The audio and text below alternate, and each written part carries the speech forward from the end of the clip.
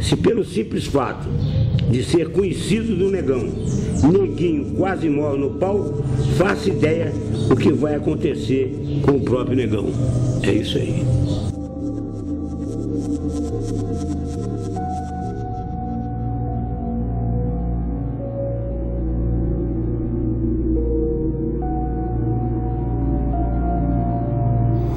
Isso aí é uma longa história. Quando ele estava com mais de uns 18 anos, ele falou: agora vou ser motorista. E realizou o sonho dele. Tentou, tirou a carteira de motorista, arranjou emprego no táxi, depois arranjou emprego em empresa de ônibus. Ele teve um problema lá no negócio de um rádio. Ele fala que comprou o rádio. O cara fala que ele roubou o rádio. Eu não sei, eu sei que deu um problema e foi preso. O rádio que sumiu dentro do ônibus, certo? E ele foi preso como tivesse ficado com esse rádio. Não era possível o sujeito preso, suspeito de ter roubado um rádio. Suspeito, ele era motorista do ônibus, certo? Ficasse lá 3 meses. Desde essa época, a cicatriz pegou no pé dele, que foi um inferno. Enquanto não viu ele morto, não sossegou. E ele andou tanto atrás do Paulo Cicatriz para matar e não conseguiu. O Paulo César Gomes, o Cicatriz, ele comandava uma equipe. Éramos em 4 equipes. Ele comandava a equipe. Então, quanto mais resultados positivos se tinha na equipe, mais se crescia perante a Secretaria de Justiça, a Secretaria de Segurança e perante a chefia. O policial perseguia ele. E teve uma época que esse policial pegou ele, eu não sei porquê, ele não explicou nada, mas pegou ele e bateu muito, espancou ele muito, tomou os documentos dele, rasgou todos os documentos dele, o carro também sumiu e levou ele preso. Ele trabalhava no ônibus de dia e de noite, ele fazia bico com táxi. Aí ele pegou uma corrida para levar lá para a Serra. E os caras iam para assaltar na garagem da Serrana. Quando chegou em Goiabeira, eles cercaram o carro dele, com o pessoal dentro. O pessoal conseguiu fugir e eles pegaram ele. Quando levaram para reconheceram ele que ele já trabalhou aqui, então ele estava acertando o pessoal para roubar aquilo que ele tinha trabalhado. Acusaram ele do roubo que ele não tinha feito, ele saiu de lá indignado com isso. Porque se a polícia não faz aquilo com ele, ele não tinha virado bandido. Nós chegando, espancando, batendo, tomando documento, queimando e falando que se quiser trabalhar, você vai trabalhar carregando pedra, que de motorista não trabalha mais. O cara tem uma profissão, vai deixar a profissão dele para carregar pedra. Aí foi a trajetória dele, foi preso, ficou preso muito tempo, quebraram ele no pau. Ele saiu, veio lá para casa, a mãe andou fazendo uns remédios para ele, melhorou. Quando ele melhorou, ele falou: de hoje em diante eu não trabalho mais, agora eu vou virar bandido mesmo. Em 1982, no dia 29 de agosto, nós fomos abalroados pela visita do Edmilson Cândido do Rosário, junto com a gangue dele, que estavam de volta novamente e que todo mundo corresse para o banheiro. E assim fizemos, mas ele, não esperando, começou a atirar. E aconteceu a morte também de um representante do laboratório Merck Sharp Domer. O negão revela que já matou uns 5 ou 6, mas tudo cava safado, que já havia passado a hora de morrer. Na certa, ele não incluiu nessa redação o cidadão que foi assassinado durante um assalto a uma farmácia em Santa Lúcia e ao corretor de imóveis morto na BR-101, próximo ao seringal ali existente. Nem tampouco o vigia do posto de gasolina abatido a tiros por ele. Certo? Então aqui ele já era o capeta. O Edmilson, ele era um bandido de alta periculosidade e procurado por toda a polícia capixaba, e a mídia o endeusava. Eu achava como se fosse um super-herói, tá entendendo? Eu não via como bandido. Depois que eu fui ter a maldade de brincar assim, a maldade não, né? Fui aprendendo a ter malícia. Polícia e ladrão. Muitos queriam ser ladrão e queriam ser Edmilson ainda. Quantos carros, quantos caminhões foram assaltados aqui embaixo e levados lá para cima? Ele sempre trazia uma carga, então às vezes a gente passava assim na rua, e aí estão distribuindo tal coisa, estão distribuindo leite, estão distribuindo, a gente ia lá um caminhão já. Então ele fortalecia a favela. Nós tínhamos um funcionário que usufruiu da mercadoria roubada, que foi gás, e ele mesmo levou 3 botijas para casa dele. Foi até uma surpresa, né? Na sexta-feira ele chegou lá com um caminhão de um carregamento de cerveja, distribuiu pra rapaziada. Aí no sábado ele já voltou com um caminhão do açougue. Domingo, churrasco pra geral no morro. Um dos domingos mais felizes da minha vida, aquele domingo. Isso aí é mais história. A único assalto que ele fez, que levou lá pro morro, que distribuiu o pessoal, ele não assaltou, não. Ele chegou pro motorista e pegou o motorista e falou assim: você vai levar esse carro de gás de leite lá em cima. Mas o cara levou o leite, distribuiu o leite e ele pagou o leite todinho. O cara não teve prejuízo. Ele só obrigou o cara a levar o leite, mas ele pagou o prejuízo do leite, que é para dar ao povo. Mas negócio de carro de gás, carro de coisa, não. A gente tinha ele um espelho, né? Vários até falavam, quando eu crescer eu quero ser que nem Edmilson, tá entendendo? Só que como ele jamais existiu. Um belo dia, já em final de 83, uma jovem que era jornalista, havia inclusive escrito uma peça sobre Edmilson Cândido do Rosário. Essa peça foi exibida. Ela foi sequestrada junto com o namorado dela, o engenheiro civil, e os sequestradores eram o Edmilson Cândido do Rosário e um outro comparsa dele, de nome Romualdo. Eles levaram o casal lá para o lado de Manguinhos e lá a moça caiu na besteira de contar para ele que conhecia ele, que inclusive havia escrito uma peça sobre ele. Claro, o Edmilson estava seguro, né, por ter sido considerado morto. Ele não podia aceitar que fosse reconhecido como estando vivo. Então, ele matou a jovem a tiros e mandou que o Romualdo matasse o engenheiro. Só que o engenheiro sobreviveu. Mesmo ferido, ele foi ferido com diversos tiros nas costas, caiu no valão. O Romualdo falou para o Edmilson que estava resolvida a questão. Eles fugiram no carro do engenheiro, mas o engenheiro não morreu. E depois o engenheiro veio a revelar esses fatos todos. Eu acredito que isso foi uma história muito bem bolada para pegar o Edmilson. Porque nesse dia que ele mataram essa jornalista, o Edmilson não estava em Vitória. Ele não estava em Vitória. Isso eu garanto que ele não estava. Antes desse episódio, eles diziam que ele era o santo e que ele foi mais uma vítima da sociedade, da polícia, e posteriormente a esse episódio, que inclusive envolveu um engenheiro da Cezan, nesse mesmo episódio, certo? E aí sim, ele simplesmente, a mídia começou a bombardeá-lo. Por quê? Porque foi uma pessoa da sociedade que ele tirou a vida, e aí eles começaram a dizer que ele era o bandido mais perigoso e que ele estava com os dias contados e que ele era uma ameaça para a polícia e que a polícia não conseguia prendê-lo. Quem fez ele sair foi a imprensa que arranjou que era bandido, era o inimigo número 1 da sociedade, mas não era. As pessoas podem achar que a imprensa fez apologia à bandidagem, essa coisa. Não foi nada disso. Assaltavam a casa, as senhoras, idosos, o papai não mexia. Ele não deixava ninguém mexer.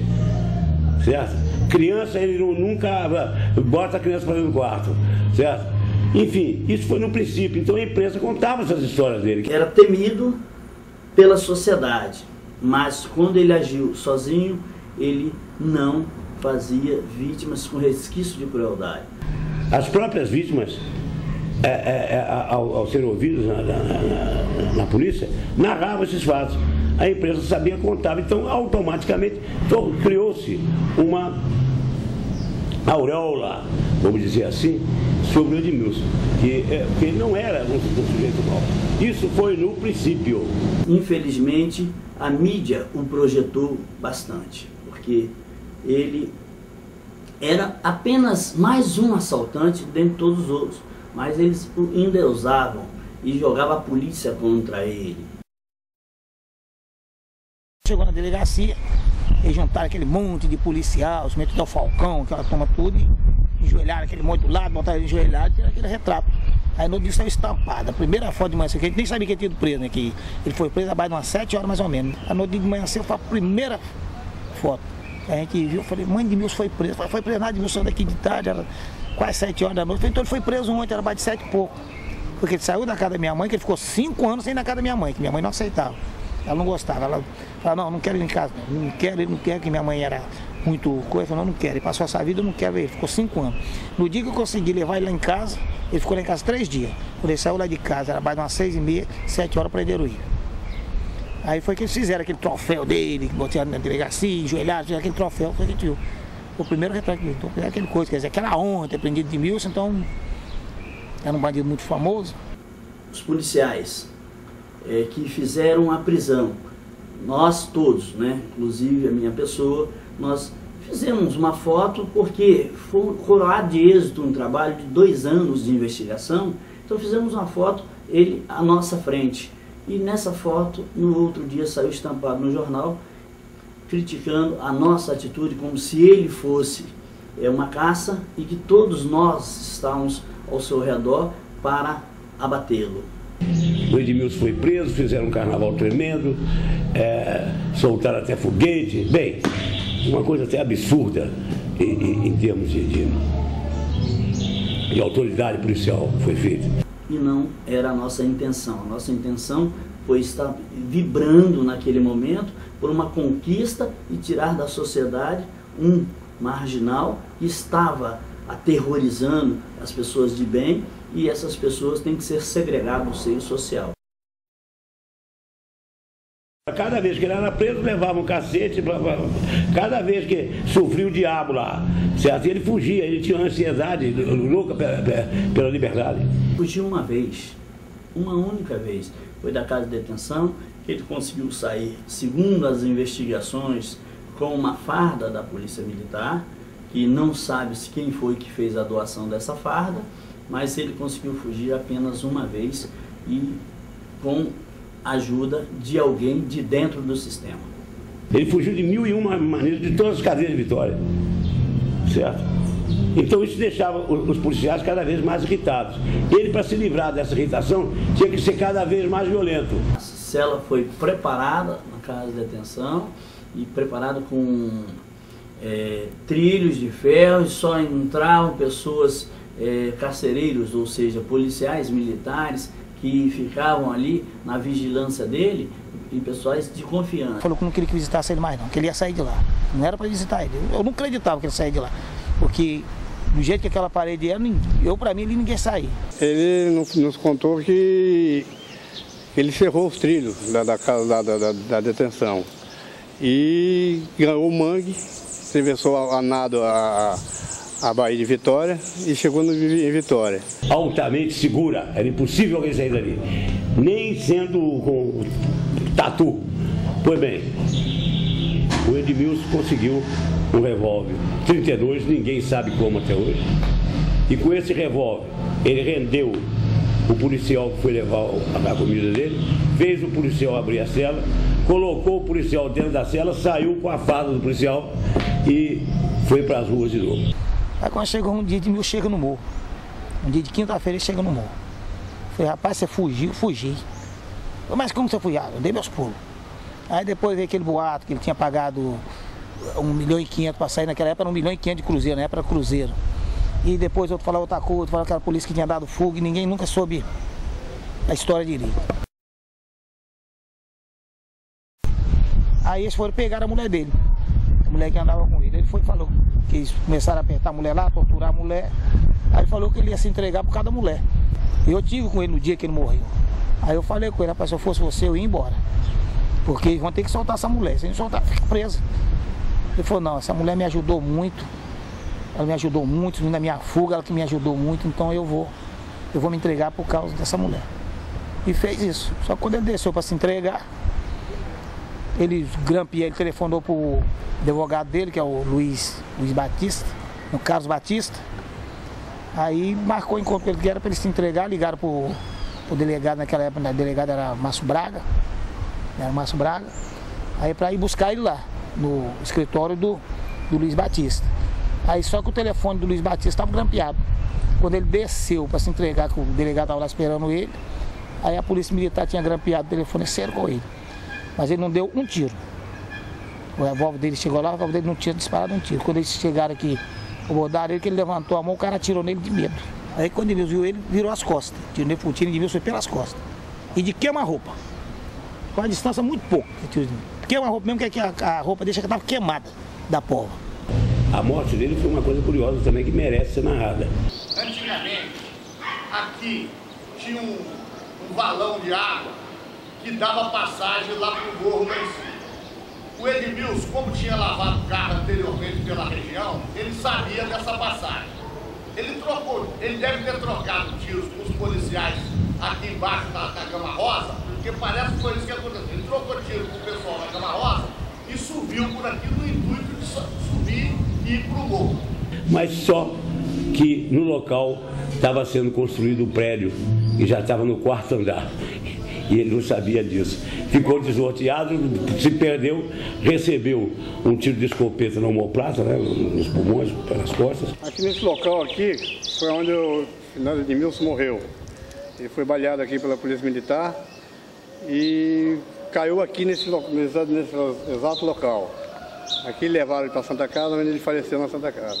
E o último movimento de Edmilson, por incrível que possa parecer, o último movimento de vida dele, ele sendo carregado na maca para dentro do hospital, ele abriu os olhos, olhou para um lado e para o outro, pulou da maca e tentou correr.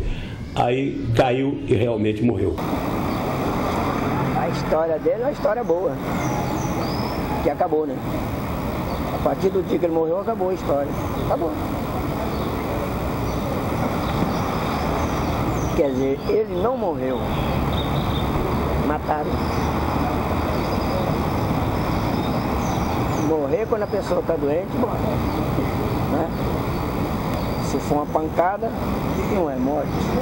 Foi morto, mataram.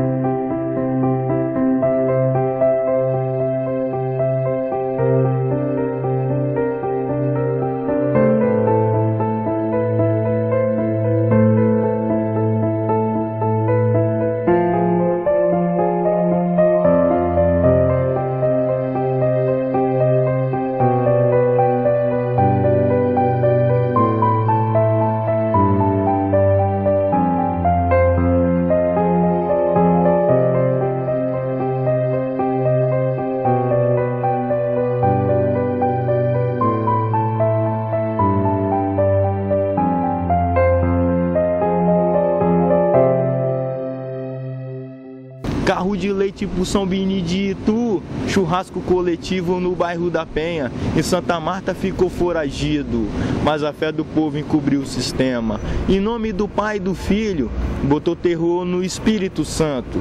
Em homenagem a Edmilson Cândido Rosário eu canto. Carro de leite pro São Benedito, churrasco coletivo no bairro da Penha. Em Santa Marta ficou foragido, mas a fé do povo encobriu o sistema. Em nome do Pai e do Filho, botou terror no Espírito Santo. Em homenagem a Edmilson Cândido Rosário eu canto. Carro de leite pro São Benedito, churrasco coletivo no bairro da Penha. Em Santa Marta ficou foragido, mas a fé do povo encobriu o sistema. Em nome do Pai e do Filho, botou terror no Espírito Santo. Em homenagem a Edmilson Cândido Rosário eu canto.